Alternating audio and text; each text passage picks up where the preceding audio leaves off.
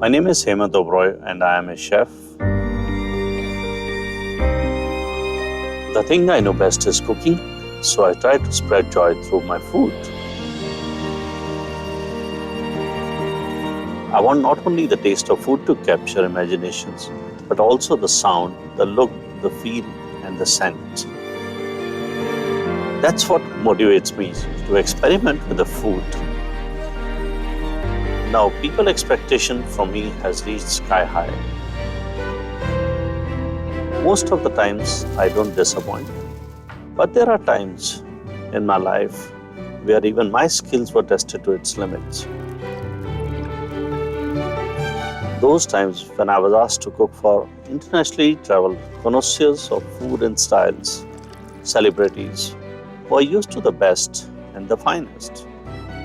What could one cook for them has indeed been a challenge. That's when I had to dive into my innermost creativity and outdo even my best. It's in these circumstances that I have come out with some of my most celebrated dishes. So let me share my experiences and journeys into some of my most iconic dishes.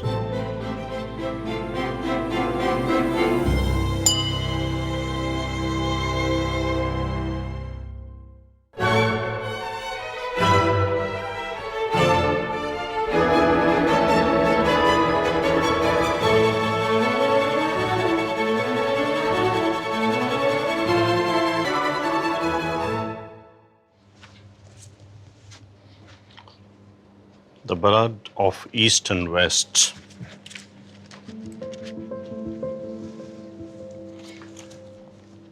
East is east, west is west, and never the twain shall meet, till earth and sky stand presently at God's great judgment seat. But there's neither east nor west, border not breed nor birth, when two strong men stand face to face, though they come from the ends of the earth. When two strong men meet from the different parts of the earth, the person in question is the Prime Minister John Major from Britain. And when he was visiting us, I would not leave any stone unturned to get the authentic spices, authentic flavors, and let them know what we serve over here is very, very authentic and yet beautifully presented, beautifully flavored dishes of the world, and we are proud of Indian cuisine, how we serve.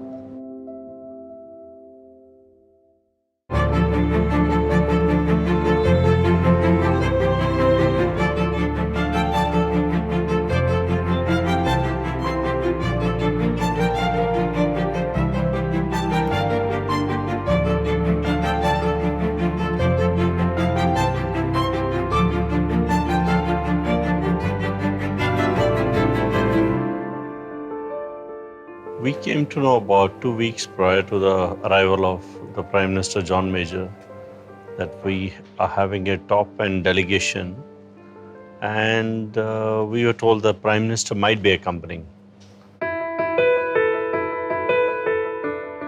We came to know about his dislikings. We found out a lot of details, and we started doing our R&D work. So we decided to give him that kind of a very old recipe of the curry, lamb curry. And it was served even with the potatoes, which are so different. Hello, chef Oberoi बोल रहा हूँ.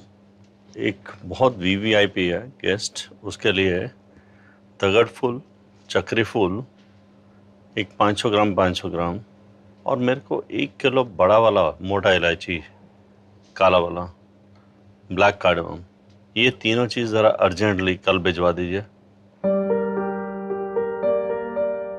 Indian food in Britain is a very subjective and controversial thing which has been there for years together. There were close to about 9 to 10,000 Indian restaurants, so-called Indian restaurants in UK. And I think some of the restaurants were owned by people who have never been to India. And whatever they saw was being popular over there in Britain for the last so many years, they made the same curries and they served the same food, which was appreciated by the locals without knowing the authenticity, what is back home. Chicken tikka masala has been a very controversial dish actually. Britishers claim it came from there. Punjab claims it came from there. And nobody knows the actual authentic. But during my visits to Ludhiana, and I had seen that about 50 years back also, we had seen this chicken tikka masala being served. It's a red chicken tikka masala, which was being directly taken out of the tandoor, tossed with the spices and chilies and ginger and the capsicum. That was the chicken tikka masala. And I was also shocked that time when I see the chicken tikka masala in a yellowish, creamish curry kind.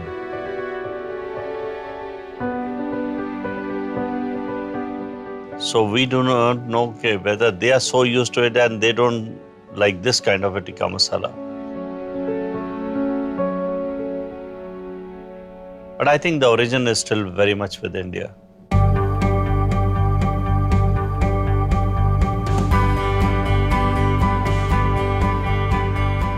My way of looking at Damki Suneri Nalli sauces that I add along with the onion tomatoes, I add about 10% of the cashew nuts.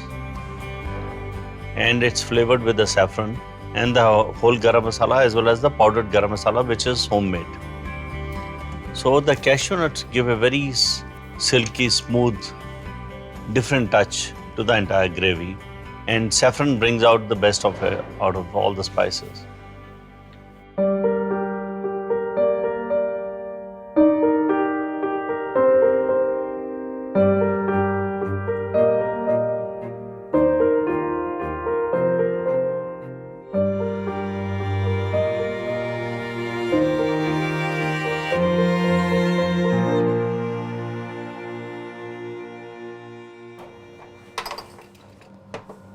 Morning, chefs.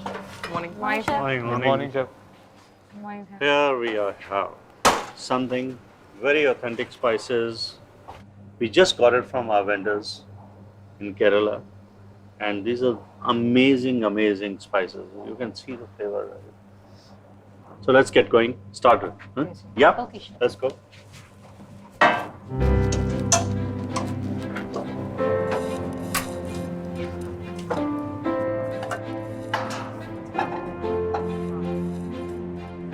The lamb shank was marinated basically with the ginger garlic paste, salt, and the chilies.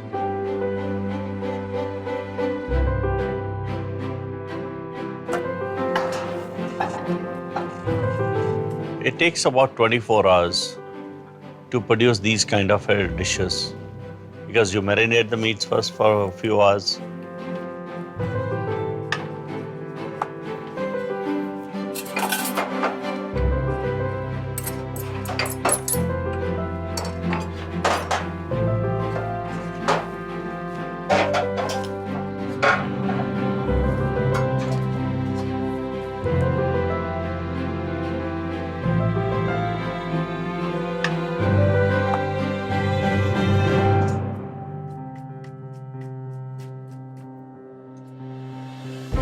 And then you get back to the cooking, make the sauces, strain the sauces, finishing of sauces, then again braise the lamb into those sauces.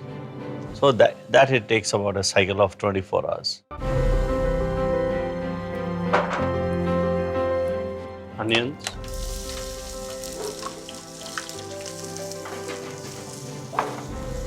We'll add the tomatoes. Coriander powder.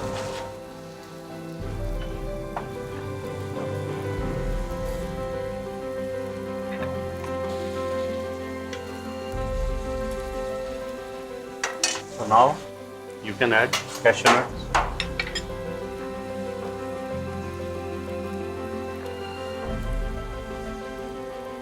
Put more water and let it cook. Yeah. You can put it on slow and let it simmer.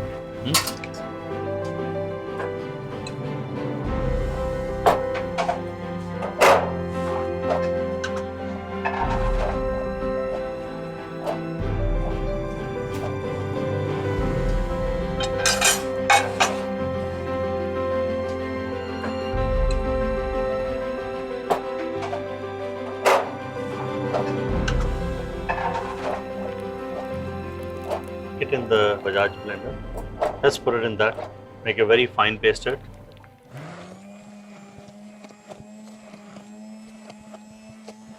Then we'll sear the lamb shank. Pour the sauce into the lamb shank.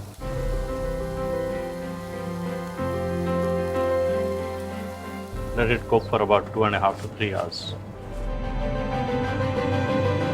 It's a slow cooking process.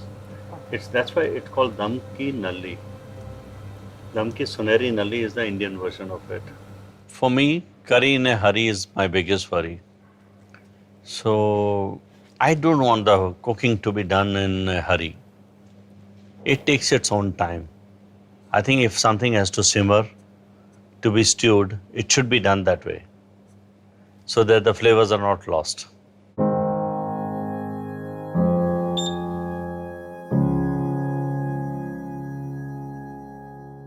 Bajaj oven can do wonders. You can bake, you can do anything in those ovens.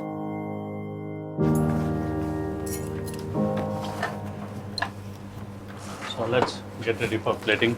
Yes.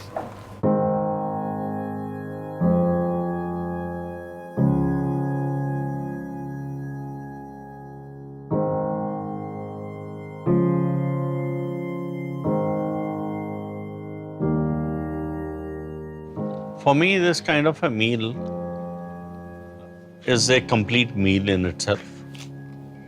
It's a redefining the Indian cuisine, presenting it beautifully,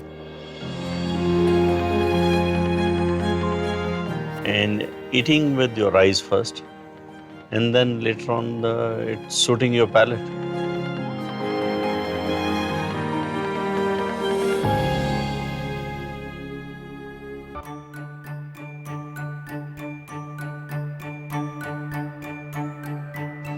While the British have the scones, the French have got the bread, the Middle Eastern people have got pita bread, and the Chinese have got the baos.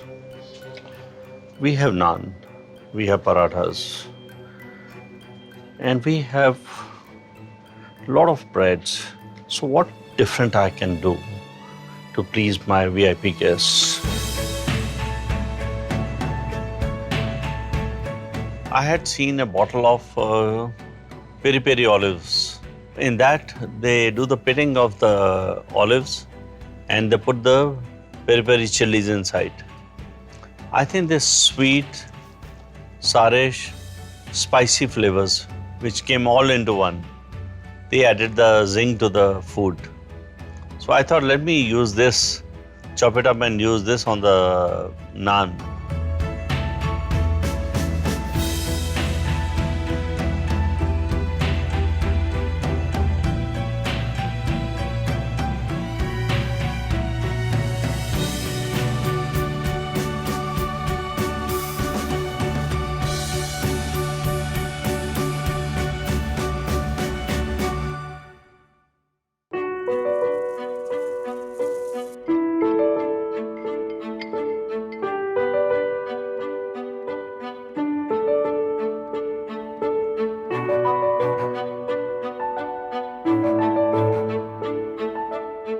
Can you show me the dough, please? Yes.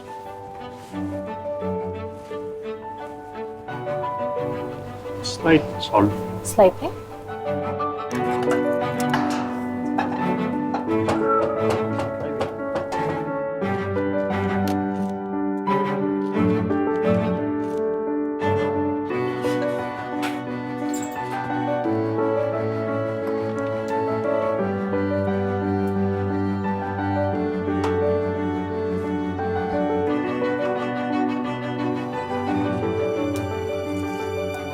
We have to control the quantity of the chili olives. Too many of these chili olives can spoil the taste of the naan and as well as whatever you are eating with it.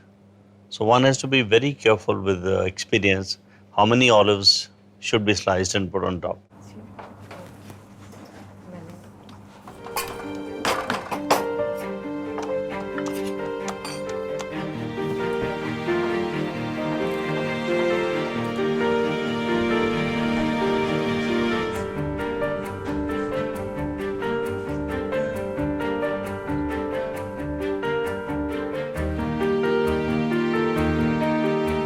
This chili olive naan has to be served directly. It has to be taken directly from the tandoori oven and rushed to the tables.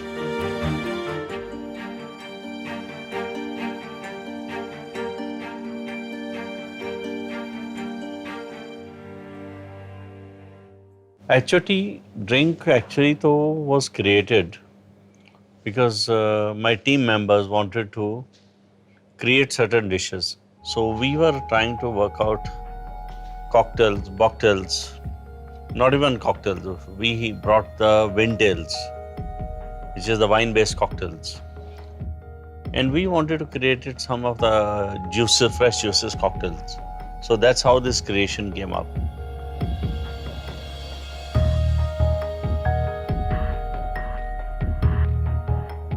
Basic flavor of HOTR, it is a spiced tomato juice, which is the base, and it is topped with a basil espuma.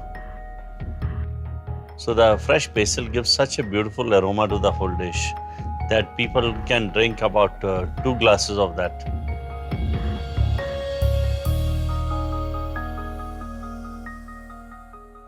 You know, when the Prime Minister went back, and there was a message from 10 Downing Street to us as well as to Bombay Brasserie in London that Prime Minister had this curry. Can this be reproduced in London? So our chefs called up and they wanted to find out what we had served. So when I explained the whole thing to them, yeah, this is the way this curry was made. They remade the curry and sent it to 10 Downing Street. And from that time onward, it was started as a John Major curry.